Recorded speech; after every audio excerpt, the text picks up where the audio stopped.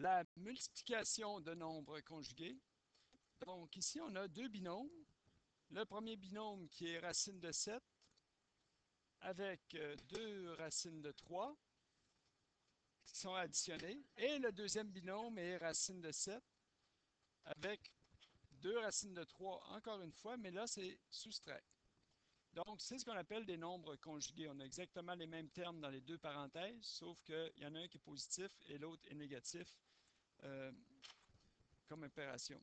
Donc, si on multiplie ces termes-là, il faut suivre la technique du pied. Donc, pied. Donc, les premiers termes, des termes intérieurs, les termes extérieurs,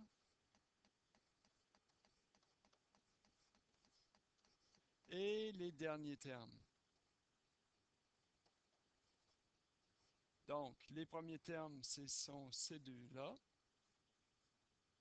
Les termes intérieurs, c'est ces deux-là. Les termes extérieurs, c'est le premier avec le dernier. Et finalement, les derniers termes, ici. Donc, allons-y. Les premiers termes, ça fait racine de 7 fois racine de 7. Plus les termes intérieurs, 2 racines de 3, qui multiplient racine de 7. Donc, je ne mettrai pas le symbole multiplié entre mes racines. C'est des opérateurs, lorsqu'ils sont collés, ça signifie que c'est multiplié. Comme coller des parenthèses signifie que c'est multiplié. Ensuite, les termes extérieurs, c'est racine de 7 et moins 2 racine de 3. Donc, ça va nous donner un symbole négatif, un plus avec un moins. Donc, racine de 7. Là, je suis obligé de mettre mon multiplié parce que j'ai un chiffre, il n'y a pas d'opérateur sur le 2. Fois 2 racine de 3. Finalement, les derniers termes, ou les termes extérieurs, non, c'est vrai, les derniers termes, ça va me donner un plus avec un moins qui fait un moins. Donc, moins 4, le 2 fois 2, racine de 3 fois racine de 3.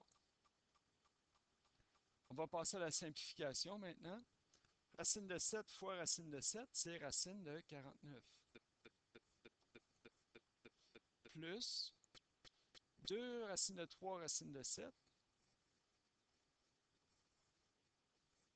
moins racine de 7 fois 2 racine de 3, ça donne, on peut changer l'ordre, c'est toutes des multiplications. Je vais écrire 2 racine de 3 racine de 7.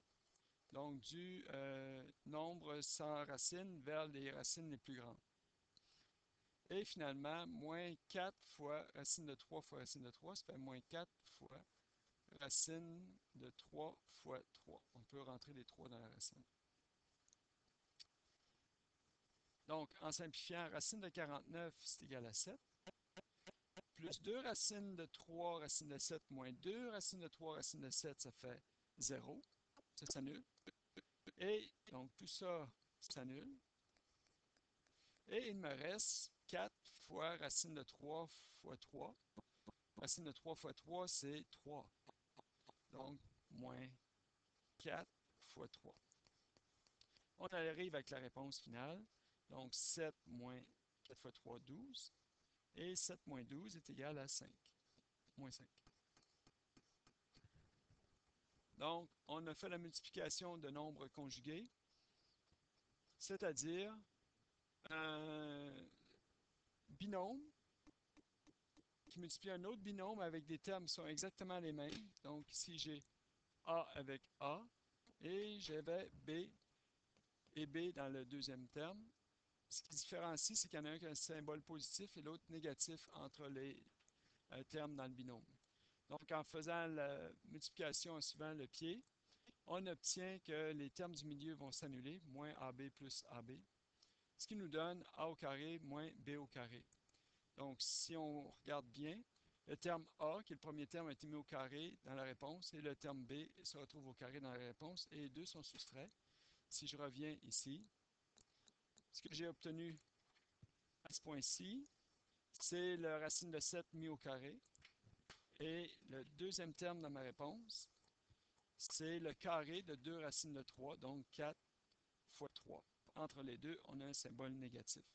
Donc, c'est la multiplication de nombres conjugués permet de faire des simplifications.